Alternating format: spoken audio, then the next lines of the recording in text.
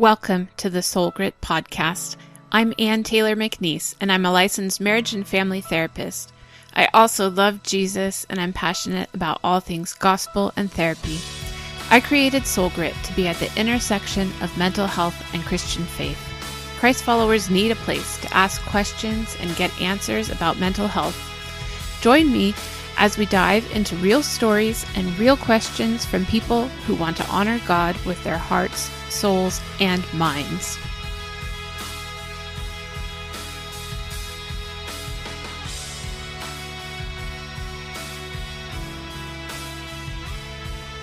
Hi, welcome back to the Soul Grit Podcast. This is Ann. I'm here today with Brandon Joffe, who is a licensed marriage and family therapist here in Southern California. He is the owner of Inspired Resolutions and also the podcast host of a podcast called Hope for Parents with Struggling Teens. So, hi, Brandon. Thanks for being here. Yeah, I appreciate you having me on. I'm excited to do this podcast with you. Yeah. So even though we live like maybe an hour apart, we've never met in person and we haven't worked together, but we know some other people who have worked together. So let me just tell the audience how I discovered you and why we're having this conversation. Yeah, Okay. absolutely. All right. So, as I said, Brandon has this podcast and it's called Hope for Parents with Struggling Teens. And I happen to be a parent with a struggling teen. And so I'm sure because of the algorithm, it was marketed to me just a little clip on either Facebook, probably Facebook. And so I clicked because you're in the same profession as me. You know, you probably had something useful to say because I'm in this situation. And so I clicked and I was really interested in this little clip because it just like struck a nerve with me as a therapist. And so then I was like, I'm looking this guy up. Number one, I want to find out if he's a Christian. And you were.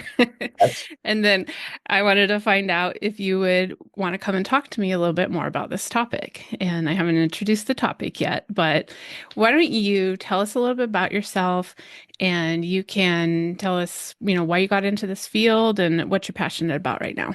yeah.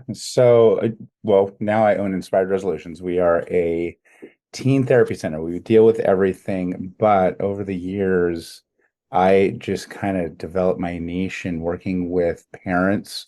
I can't remember, it's been 16 years I've been running a group that I started called Hope for Parents with Struggling Teens. And it actually, the first space we could get was in a church. And I had a supervisor who told me, you can't run a group for free.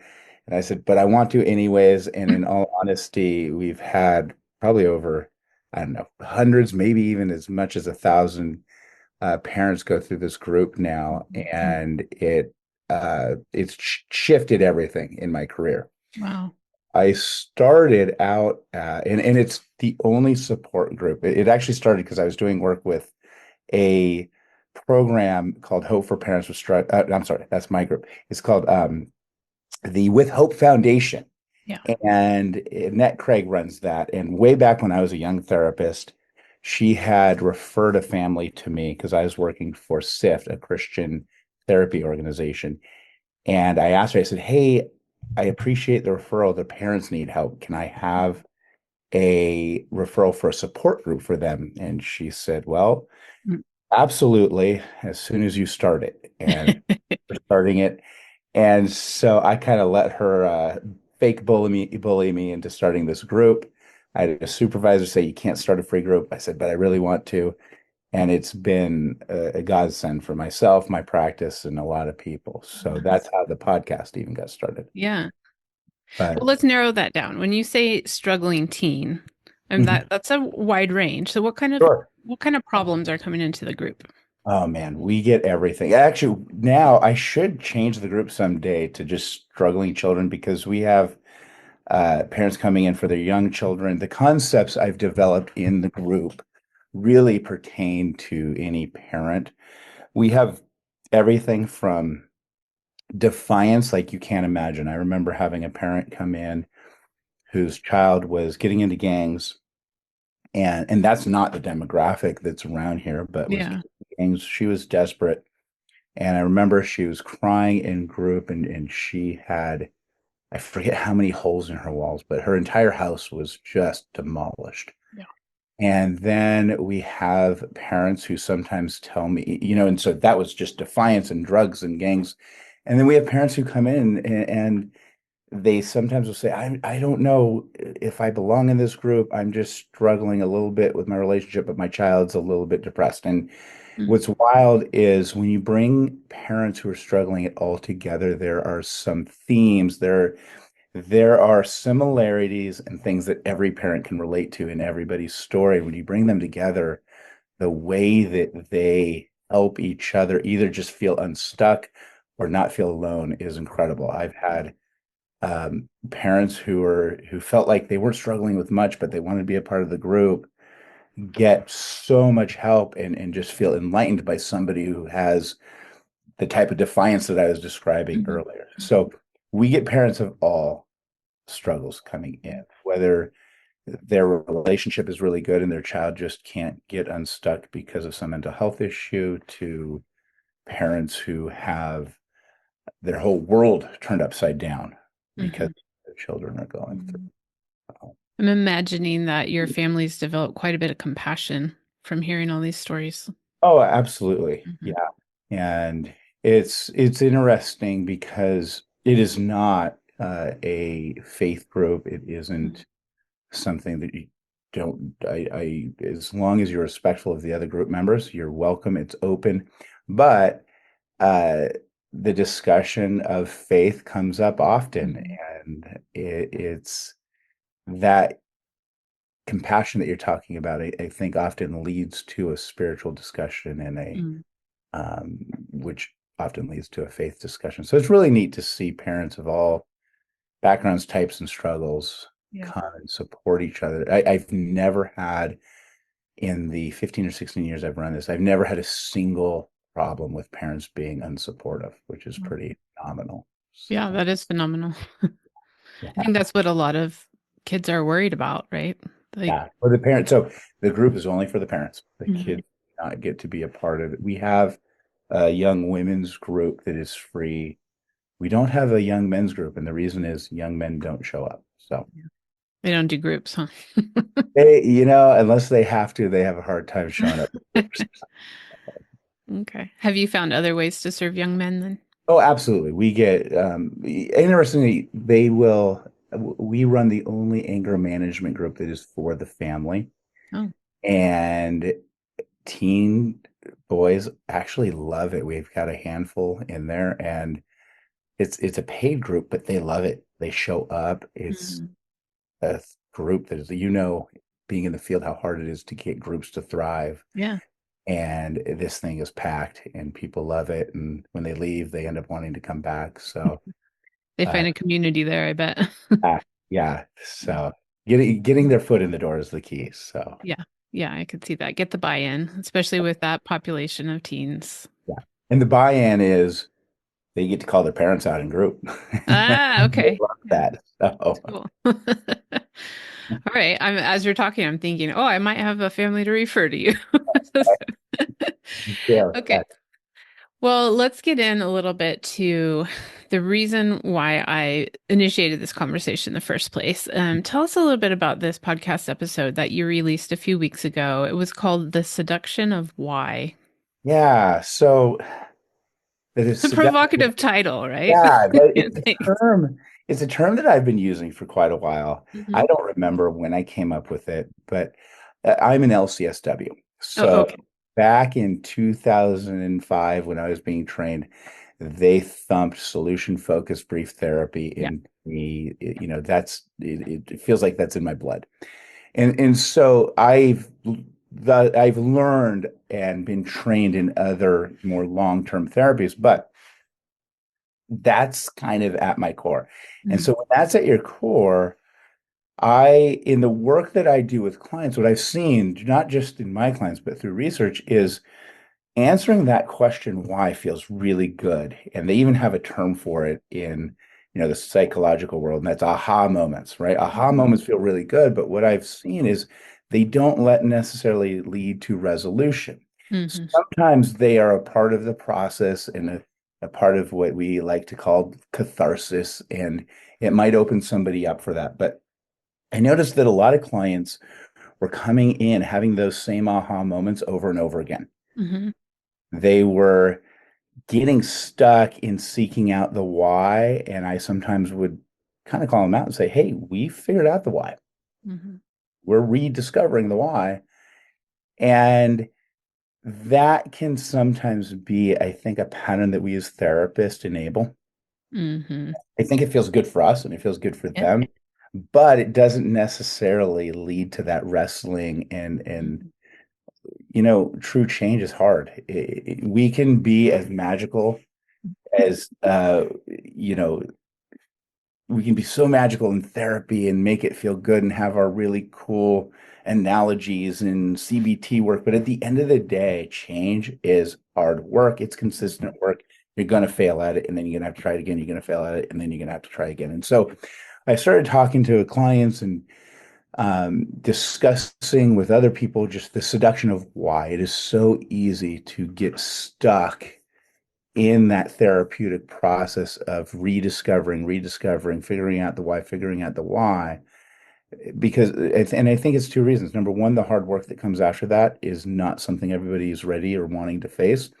But also, I think that both clients and therapists struggle with the next step because the next step doesn't feel so magical and it doesn't feel so good. And it's not an aha moment. It's It's a more like a chore. It's like yes. a habit, build a habit. Yep, got to build a habit. So that's why I came up with the term, and I just found myself talking about it a lot during this season again, and so I thought I'd do a Mhm. podcast on it. Yeah. And so I'm gonna ask you more questions about that and how you move forward from there. But do you mind just I always like to have a little bit of psychoeducational piece on here. So for our lay people, what is solution focused brief therapy? Sure. So if it is back in the early 2000s, it was really coming into its own. It's been around for a long time, but uh, it is the base of it is helping people see things that already work, no matter how small it might be, and then helping them build on it. Mm. There's this miracle question you bring people through. And so it at one point was really being studied for addiction work. It really is good work for people, especially in the beginning process of change in therapy. And so you take people through this process of figuring out what's not working, what is working, building on what is. Now I'm simplifying it, Yeah. but that's in essence the spirit behind solution focused brief therapy. And it's called brief therapy because the when it was designed and created, the point was brief therapy. It's Mhm. you tackle a specific issue, Mhm. you create kind of you build on these things that are working, and then the client, and it's really client centered because the client on their own, you're guiding the client and figuring out how to put a step forward on their own. Mhm. And so the brief therapy part can be misleading sometimes, but it really was meant to be like a 3 week process, Mm. and then you can tackle another issue. And so what I like about it is, especially in the beginning, everything keeps changing. But when I was trained, you didn't focus on everything. You didn't focus on all your problems. If you got to the end of your small little treatment plan and you wanted to start with another issue, go for it. Mhm. Mhm. And so the brief therapy part of it is really phenomenal because it puts a lot of onus, is that how you say that, onto the client. Ownership, right? Hmm. Yeah, I think it also, you correct me if I'm wrong, but in response to some of these other therapy modalities that take months and years, like consider like psychoanalysis, where you could be on the couch for 2 to 5 years, weekly analysis, and you might have lots and lots of deep insight about what happened to you when you were a child, or, for example, Sure, but you sure. may not have any actual practical solutions for your day-to-day life. And so there have been a lot of other theories and modalities that have come out kind of in between those things. But the idea was like therapy is expensive. There's a lot of barriers for people to get into therapy, but people have real problems, and let's get them in and out as quickly as we can, move them on with their lives so that Like neither you nor I want therapy to be a part of somebody's life forever. There's Right. enough people in the world that we will always have full practices because there's enough people coming up with new problems. We don't need to keep one client in there for years and years, right? Absolutely. So, Yeah. So I just like to expose people to some of these like you and I are familiar with the terms and the acronyms and things, but I want people to kind of know what we're talking about as we're going. So that's the approach, kind of a strengths-based approach. And so let's talk about what's next. So maybe you've developed a good rapport with your client and they've started to have some insight, or like you said, an aha moment about, oh, well, this happened to me when I was a kid, or I always had to fight for this, and so now I do this thing, or I never had a way to deal with that. That's why I use, you know. So where do you go after that? so I think like everything, it depends on the client Mhm. because we're always reading them, reading the room, and kind of taking a look at what's the next best process. But uh, I want to kind of step back because the whether you have a teen that is anxious, angry, defiant, Mhm. their understanding of why is going to bring them what we call closure, right? And we as therapists want to make sure that once there's that closure, we don't enable the comfort in the discomfort, right? Mhm. It's that people get really comfortable, they get comfortably miserable. Mhm. And so I think it's our job to reflect and remind them, hey, you've had this aha moment already. Mhm. And what that next step might look like is going to change. I don't always know. And again, if you're coming from strengths based, they are going to tell you when they're going to take that next step. If they say, hey, I know I had this aha moment. I'm going to have this aha moment all day long and I'm going to do it next week, Brandon. I'm going to give them that, I'm not going to uh, because they're aware, I'm not going to keep challenging them. That's not my role and that isn't my job. But I might remind them of something, especially if I'm working with a Christian client. I might remind them that our faith tells us throughout the Bible that transformation comes through humility, repentance, Mhm. action, and not just insight. Insight is a fairly small piece to it, right? In our faith, we're called to rely not on our own insight and best judgment, but on God's. And so it's interesting because I have an opportunity when I am doing therapy with somebody who is Christian and wants me to bring that into it to reflect to them, hey, Mhm. this isn't in line Mhm. with your stuckness, isn't in line with your faith. So help me understand that. Yeah. And then it's, have you ever been able to take a step outside this Mhm. stuck cycle that you're in? And that's a really important piece is to keep bringing them back to, has it ever been different? Yeah. Have you ever been able to, okay, how did you do that? And that's where that strength-based piece comes in. Mhm. Okay, great. I'm so excited that you had that one small win 3 months ago. What would that look like today? Mhm. And then now you've helped them stop obsessing over the why and into kind of fantasizing about, well, it might look like this tomorrow if things were different, right? Which is the Mhm. common miracle question. And what would it look like if things were different? What would you Mhm. do? What would you say? What would you do differently, right? And through that process, they come up with their own next step. Mhm. And why has nothing to do with it. In fact, we as therapists can take them through figuring out their next step out of being stuck without ever figuring out the why, Not ever knowing it, right? not ever knowing it. And in fact, I've had clients who it just dawns on them late in the process of therapy and and they've already taken the steps, implemented different routines and let go or grieved things that they needed to let go of because they weren't ever going to be able to have that as a part of their life, whatever it might be. So, Mhm. um, does that make sense? Does that answer your Yeah, question? I'm thinking about this client I have right now. I won't give any identifying details, but um, she actually did the miracle question on herself without me ever bringing it up. She said, I just keep wondering like where I would be if I were different. Mm. And that's a little bit different from the miracle question that you said, but she had this vision of herself like not bound by depression and anxiety. Mhm. And so then I could use that. I could say, okay, yeah, let's talk about what it would be like if maybe you tried out meds, or if you went for a walk every day, or if you were eating differently, or if you had, some different relationships in your life. And we could talk about all those very practical things because you can't always change all the feelings that are inside of you, but you can change something like, did I put my shoes on and go for a walk?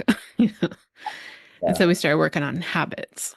And then in that process, the client has to take accountability for the decisions that they're making. Yeah. And I think the mental health industry right now is really afraid to hold our own clients accountable. We almost abhor the idea that they're victims, but we treat them like they're victims of their mental health disorder. Mhm. And when you get out of that as a therapist, you can, with empathy, Mhm. continue to hold your clients accountable and remind them, okay, you made a decision about this. You were going to implement a routine. And when they say, well, I can't because I was so depressed, I just couldn't get up. That, okay. Well, what got in the way? Well, it's just because I'm depressed. No, what got in the way? Help me understand what actually got in the way. And I don't think as therapists we are very good right now during this season of society at keeping it simple for our clients. We love things like EMDR tricks and we love the CBT stuff, which I use too, but what we don't like is just going over and over again with our clients. Hey, what got in the way? My depression. Yeah, but what does that mean? How did it get in the way? Mm. Well, my alarm went off. I threw it against the wall. Oh, so what got in the way was that you had access to your alarm. Mm. Oh, gotcha. Right. And so sometimes it's just our job to stick with our clients and keep asking what I call obliviously curious questions. That's a good term. And what we do when we stick to that and we stick to our therapy models and slow everything down is the clients keep failing. And then all of a sudden, aha, one day they took one little step. Oh my gosh, I got up 10 minutes earlier. Yeah. Cool. Yeah. Right. How'd you do that? You did that somehow, right? And so we we don't have to join with them in saying that their mental health disorder is the cause, even though it is. I'm not minimizing that. Mhm. We don't have to we can be empathetic and loving to our clients and hold them accountable Mhm. without acting like we're another parent, so to speak. 'Cause I work with teens all the time. I don't want to sound like Yeah. a parent, Mhm. right? And it's I think the process is more you're helping them hold themselves accountable, and you're just somebody again who's oblivious and just calling out it. Mhm. This is really what's going on. This is what you told me. Hey, right? To summarize and reflect and clarify piece Mhm. of therapy, I think we've lost sight of that being the core interventions for Mhm. all therapy models. Mhm. Mhm. Um, Yeah, so, just take what they've already given you and reflect it back to them and say, does this make sense to you? yeah, Right. it's, Yeah. Yeah. I have a lot of text messages on my phone right now with pictures that I've asked people to send me because it's an accountability formula that we have. Sometimes it's a picture of feet walking down the sidewalk or I love an that. alarm clock that my client bought because the issue was, for example, I stay up on my phone too late scrolling every night. Well, why is your phone by your bed? Well, I need it for my alarm. Well, did you ever hear of this thing called an alarm clock? They're 9.99 at Walmart. So, like, your homework for this week is to buy the alarm clock and send me a picture of the alarm clock that you're going to be using. We didn't have the incident of throwing the alarm clock, so that was good. But That's I'm apt to use like really practical things like that. Like if you say you want to exercise 3 times this week because you know it's going to help your depression, then send me 3 pictures of you exercising this yeah. week, you know? And and that's kind of borrowing from DBT, and we started a program that we call the Step Up program. Okay. And what it does is it's we call it the step up because it's a step up from traditional therapy once a week Okay. to therapy, maybe even a family session, and then we add 3 accountability phone calls. Oh.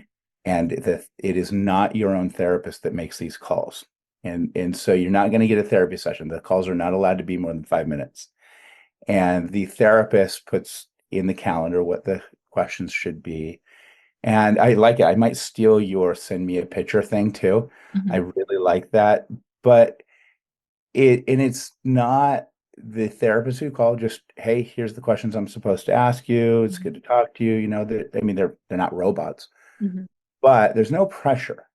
If the client didn't follow through or is Hmm. having the worst week of their life, we've had some cutters who, Hmm. yep, arm's bloody right now. I scratched the heck out of it. Hmm. Uh, but what happens is with that consistent accountability, Hmm. there's a shift in the wiring of the brain, right? Right. And it's accountability without pressure Hmm. is much different, right? It's therapeutic accountability, which I think sometimes we don't get right. I think sometimes, again, we step into the parent role. Hmm. Look, that's a job for us. We will provide you with the tools and we will be patient and Hmm. understanding as we wait for you to utilize the therapy process and the tools. Hmm. We are not going to be another parent that says, why didn't you do your homework? Why didn't you stop cutting this week? Or why didn't you take that walk you promised you? It's just, okay, you didn't take it. Cool. You didn't take that walk you said you were going to take. Hmm. Do you mind telling me what got in the way? Hmm. I love that question. That is one of my favorite questions because I bet can you guess what they always say? What they almost always say? What? I don't know. Oh, yeah, because you What's have that? I don't know. teenagers. What got in the way? I don't know what got in the way. I just didn't do it. And when you keep digging into, yeah, but and helping them figure out, well, what got in the way? Was it a thought? Hmm.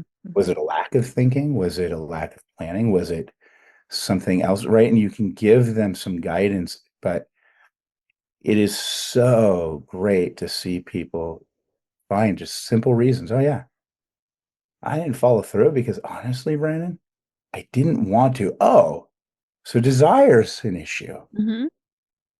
Well, can we talk about that for a moment? I don't even want to get up early. I don't think that I should have to get up early. In fact, I'm getting really good grades, and my teacher doesn't care if I'm on time. I just had this conversation with somebody. I said, "Okay, so you're working on something in therapy that you think everybody else wants you to work on. Hmm. I'm going to change it." No, I'm not going to change it, Brandon. Hmm. Cool. What would you like to work on? And with this particular client,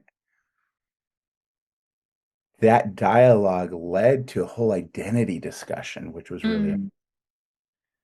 really interesting because I think that our modern teens right now, more than anything, have a crisis of identity and belonging. Hmm. I think that, lack of faith is playing a role in that, but it's just they're confused in Yep. terms of identity. I don't think it's just teens. I think it's all of us. We're really not understanding how to simplify our identities and play the roles that we're good at, right? We all have strengths and weaknesses. And so this particular client, it was wild to see that as I dug in, Hmm. they just unfolded right in front of me. And it was one of those moments in therapy where I go, whoa, I didn't see this coming. But yeah, I'm not look, just tell my parents I'm not going to go to school on time. I don't need to go to school on time. I've got really good grades. Get over it. The school doesn't care. I don't care. So I don't Yeah. know why they care. And I said, yeah, you're right. Cool. And the schools have shifted. That's a whole nother conversation. The schools' expectations have shifted, and parents sometimes are parenting as though Hmm. we're in the 90s, and we're not. And Hmm. so with this client, and this particular client was of faith and uh, to wrestle and see that they finally could talk about their purpose, their identity, the Hmm. friends that they wanted to have, Hmm. some struggles they were having in their family with just, I guess, inconsistencies in the family. And Hmm. so it actually turned into family therapy. So it was really, Family therapy. yeah. I bet a lot of your sessions go back to that, huh? Yes, That's yes, yeah. actually why I don't work with teenagers right now or children at all because when I did, I really felt so strongly that I could do better work with their parents and I could make an impact there. And so if somebody comes in with a, hey, can you fix my teenager kind of question, I can say no, but if you'd like to meet with me, I have this available. Yeah. Yeah. You know, when we went through school, we were told you've got to be really rigid with starting if you have an individual file, somebody else has to do the family work. And so something we've changed here at Inspired Resolutions, and it's worked out, is we let them know up front, look, we're probably going to open a family file because I don't know where this is going, and I will do my best to maintain that confidentiality and that Mhm. impartiality. Sign this paper, by the way, so that you can. But we've never had a problem. And so one of the messages we give to parents, they go, we've tried so many people, we can't get our team to go in. And my response is, great, you come in until they're willing. Mhm.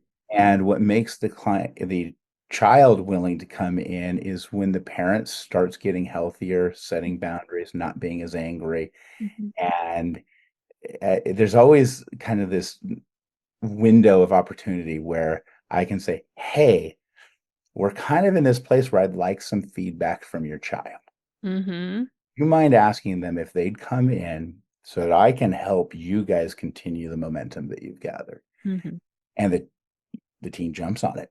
Yeah. And it shit, so we do things differently here. We open up more family files, Yeah. even though the parents or the individual might be coming in, Mhm. because we want that openness. And we have several therapists that work here. So we can, when it's necessary, we can say, hey, look, we're going to bring in another team member so that we can keep this split. But sometimes the kids are going, no, I don't want somebody else. This is fine. I don't care what you tell them. I want, so it's a Yeah. pretty neat process when you get out of that rigid kind of teaching that we had where you can never make individual family and you can never make family Mhm. individual. Mhm. I just want to mention because I'm guessing a lot of people listening to this might not have children or teenagers. Maybe you have an adult child. This still works, by the way. I I can't tell you how many people I have that come in and they're in their 40s, 50s, or 60s. Their kids are grown and they really would like to see their kids get some therapy to deal with some things, but the kid's not open to it. Even though we see a lot more of like Gen Z is more open to therapy, um, and so if that's you and you go into therapy as let's say you're a 56-year-old woman and you decide to go into therapy for yourself or to deal with some things in your marriage or whatever it might be, chances are once you start getting freedom, once you start getting movement on the issues that you came in for therapy for, your kid is going to notice the difference. They know you better than anybody. They're going to notice the difference, and that's going to open up that little window for them to say, hey, maybe therapy's not that bad. And Mhm. so I always invite my clients, whoever your family member is, yeah, go ahead, bring them in. I want to meet them. And the way that we usually talk about that is tell them I want to get some input from them on what you're dealing with. And then that's a buy-in because I want them to know I'm not becoming your therapist just because you attended a therapy session with your mom or your spouse or whomever. I'm not your therapist. You're just here helping me out to get to know this person. And then usually because I'm pretty relaxed and pretty casual with them and kind to them, they're like, "Oh, I never knew therapy was like that. Maybe I should try therapy." And so then that's how we get more people in the door Yeah. that really need help? And yeah, and for my younger clients, sometimes they don't buy into therapy during that season, but you've planted a seed. That one session went well. They don't come back, but you've planted a seed that therapy isn't parenting and it's not this place where you're going to get Or told school. it's Yeah. not school. Yeah. So I just had a client the other day come in and been working with me for about a month and said, I've been to other therapists and it was always like school. And what they were talking about was it was strictly CBT work.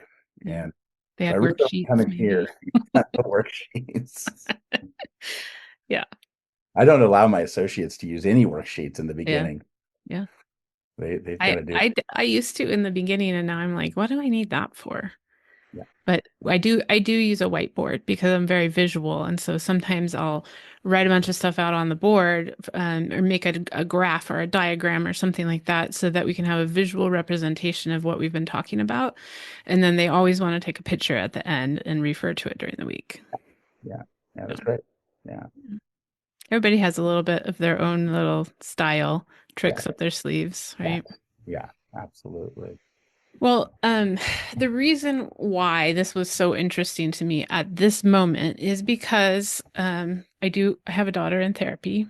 Mhm. She just turned 15. I'm going to try to not to share a lot of personal details about her so she doesn't feel vulnerable, but um, she has panic attacks. And so one of the things that I was really hoping in therapy that she would get a handle on is what to do when you're in a panic attack, because I'm great at helping people in panic attacks, but I'm her mom. And so sometimes she won't receive that from me. So I was really looking to this other therapist to be able to give her tools, like what the things that she's dealing with. Like if you have an emotional overwhelm, or if you can't focus, or if you're feeling really sad and you have automatic negative thoughts going on in your brain, like all the practical things that I would do as a triage in my initial part of therapy.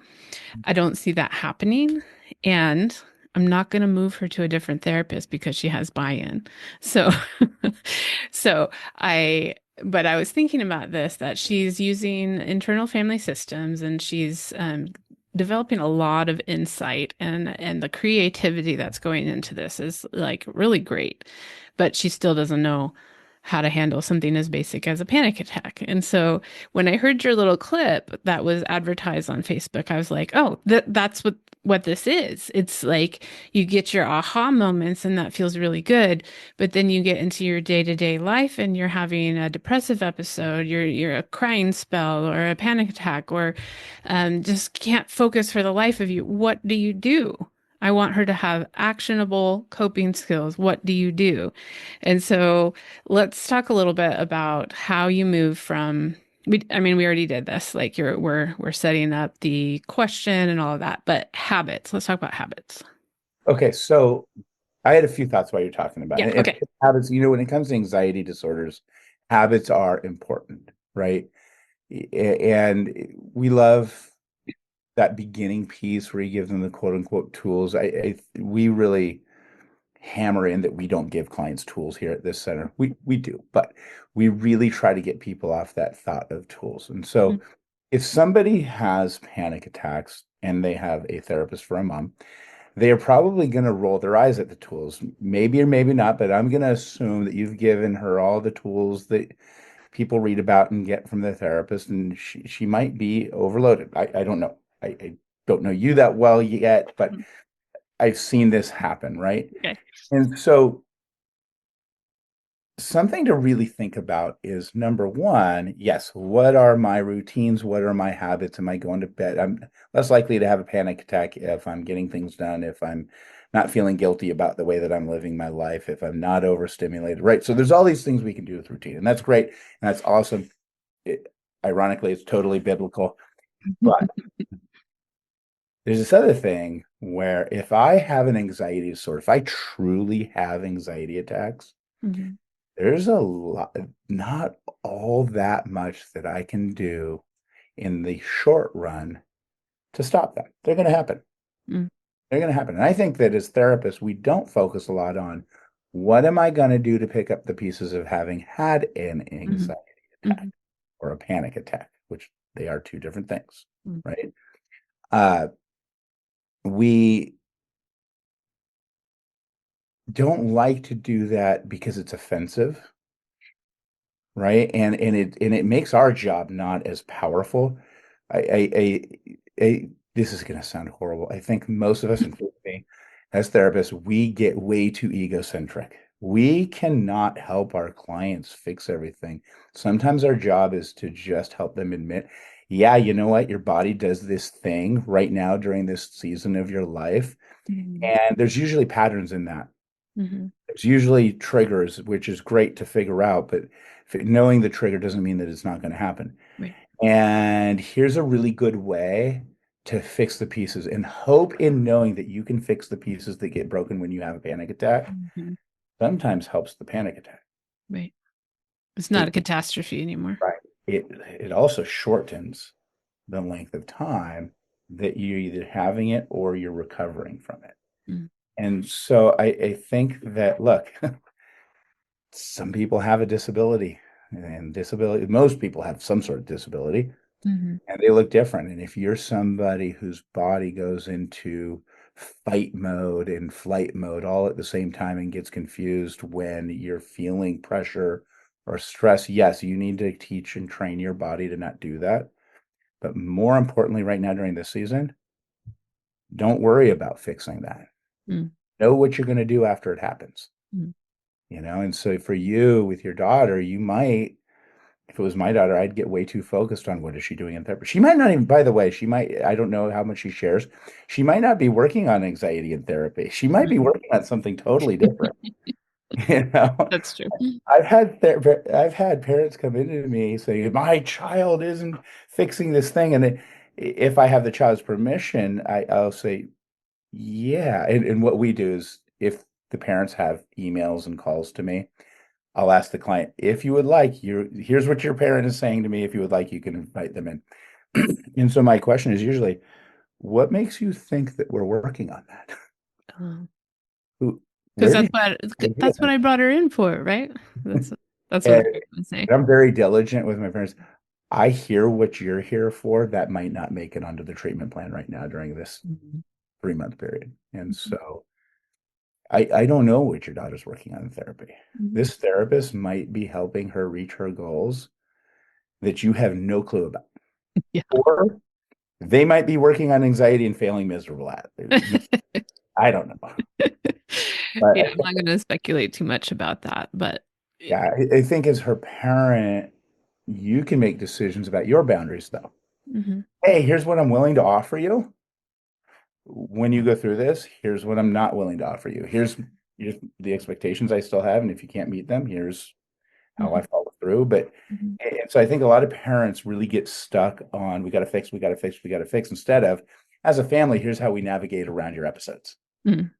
And sometimes there's a little bit of coldness to that, but sometimes that's what the doctors prescribed, right? If Mhm. everybody is bending to your episodes, then it can turn into enabling and it can Yeah. turn into a codependent Yeah, kind of what's to stop it from just taking over? yeah. And so your conversation might shift from, hey, are you getting the care that you need? And are you doing getting the tools that you need to, hey, I love you so much. And we're going to kind of restructure how we navigate around your Mhm. attacks or your Mhm. episode. I don't know what you guys call them, but Mhm. that makes sense. Yeah, I just I mean to take it out of like my I don't want you to be like providing personal therapy for me here, Brandon, right here on the podcast. But to take it out of that and back into like the professional life, I think what struck a nerve with me when this happened in my family was that as a therapist, I have people that come to me and they've been with other therapists and they're still having like uncontrolled anxiety or uncontrolled depression or whatever it might be. And they're telling me, hey, I went to this other therapist that was recommended to me and I did however many sessions and I'm still not able to get out of bed, but he was asking me about my relationship with my father. Or Mhm. it'll be something like Sure, grown man, sure.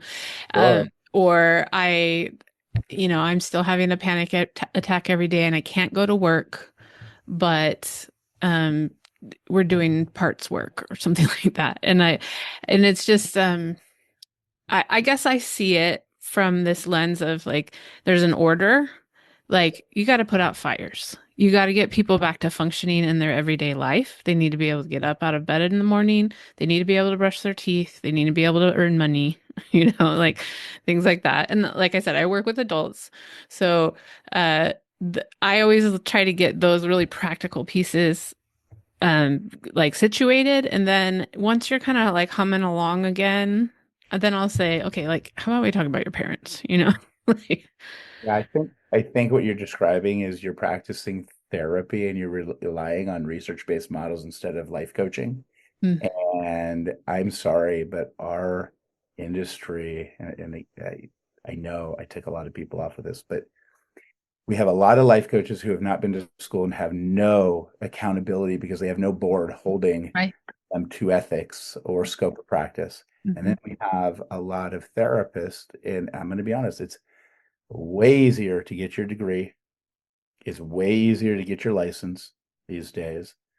And so, unfortunately, we have some therapists who did not do the work Mm. and are not diligently holding themselves accountable to practicing therapy, which Mm. again is different than life coaching. And so, uh, I would assume you're experiencing what I do, and that's clients come into your practice and you going, well, you weren't, that wasn't therapy. Yeah, That, and my frustration with that is that I know some of the therapists that these people are coming from, and they're in their 50s and 60s, and they were trained before I was, and they've been uh, practicing longer than I was, and they're not doing it. And yeah. I'm not going to name names, but And there's a shift in our society, I think, there's, uh, the pendulum I'm hoping is swinging back to more of a conservative uh, therapy models where both in diagnosis, in treatment, holding people more accountable, making it more scientific. But right now, the pendulum went the other way because, and this is my assumption. I don't know this for sure, but I don't think that there were enough people that were able to become therapists, and they kind of had to keep lightening the load. And then now society, everybody's a life coach, therapist, whether it be business or mental health, and everything's kind of bleeding together. So I'm hoping, and I think that the pendulum is going to go back to where you and I practice, Mm. which is I say conservative not as a political thing. I more mean conservative in terms of um, not even just academic, but I but want, keeping with like traditional models of therapy. yeah, research based, Mm. and Yeah, and I have nothing against life coaches because I've had several of them on the podcast and they do good work with people too. I've had great work by coaches before, but I always make sure that they distinguish. Like if I have them on a podcast, I make sure that they distinguish like when should somebody come to you and when should they see a therapist instead and make sure that they that's are called scope of vocalizing practice. that. Yeah. That is scope of practice. Mhm. Life coaches can be great. You know what? There's a boom in life coaches for people going through divorce and navigating mediation and stuff, and they get an Yeah. expertise because people can't afford mediators and lawyers, and that's an area where I'm on board. Hey, life Yeah. coaches are amazing, but when you're trying to treat anxiety Mm. as a life coach, it might work for some people, but you got to be careful because again, you're not held there's no board. You're not held accountable. You're doing it from your own personal life Mhm. expertise Mhm. rather than relying on a model. And I'm with you.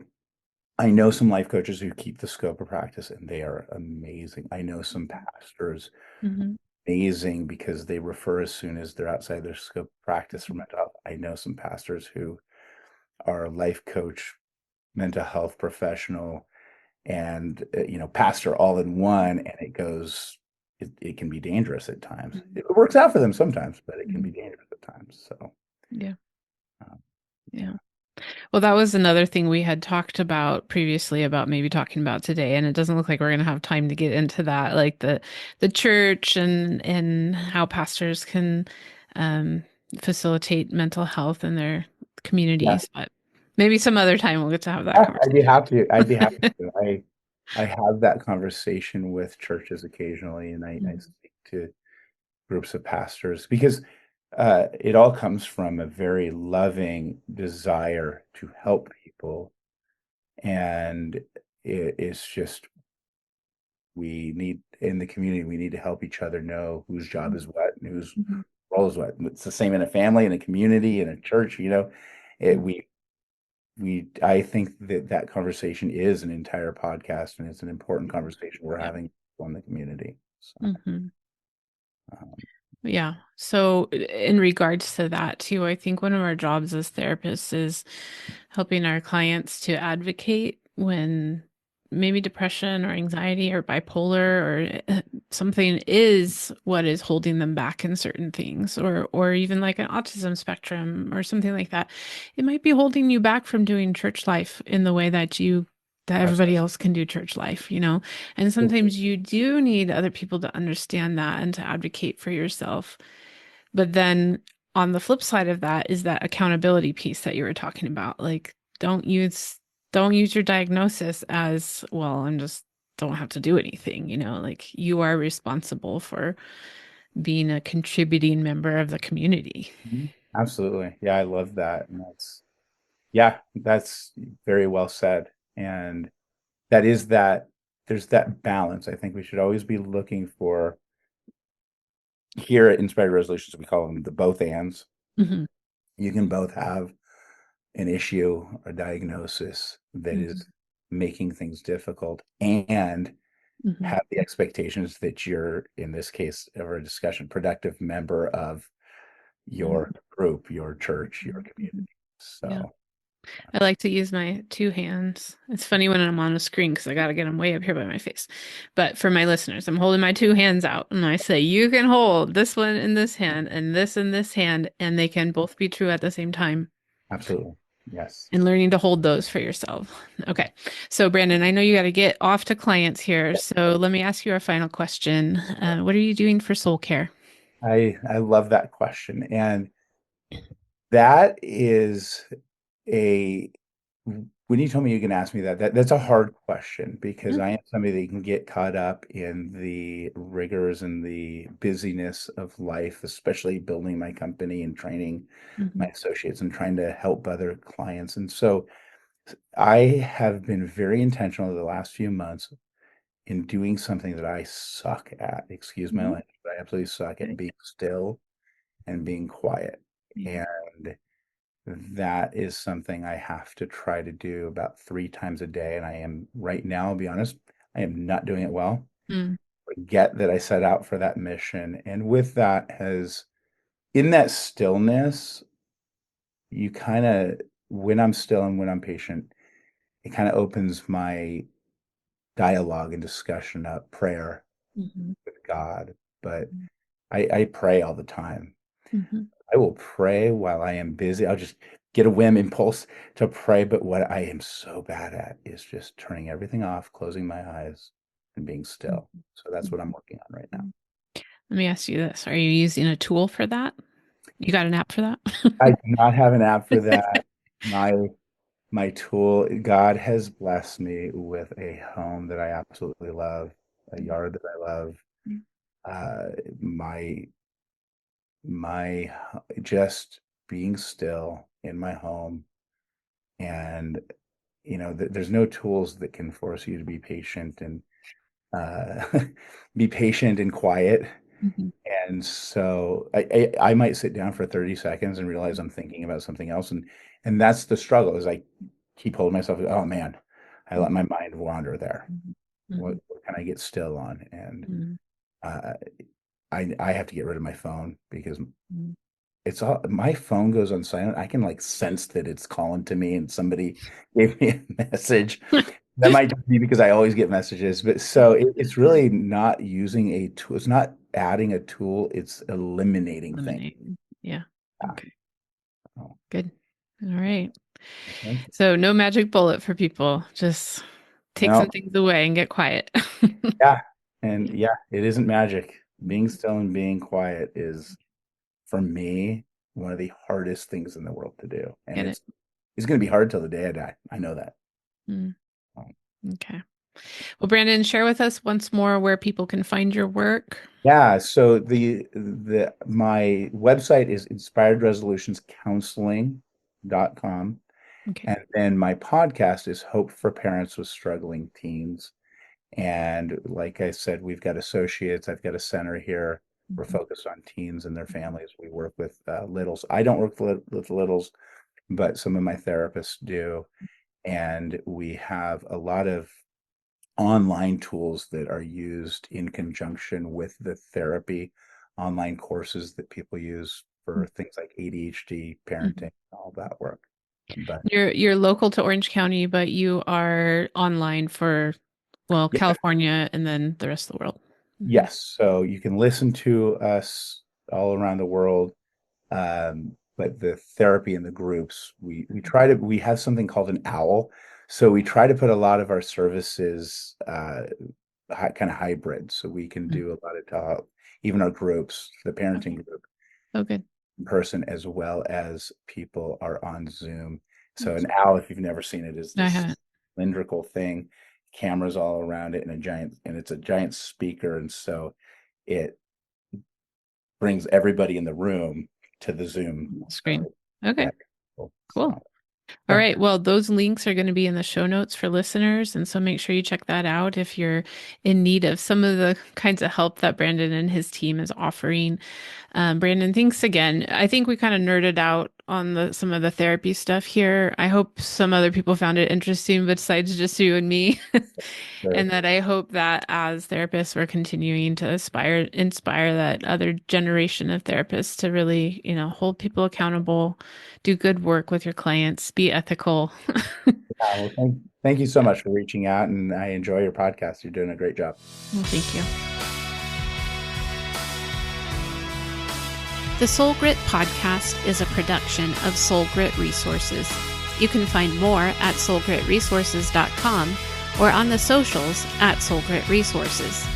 You can email me at info@soulgritresources.com.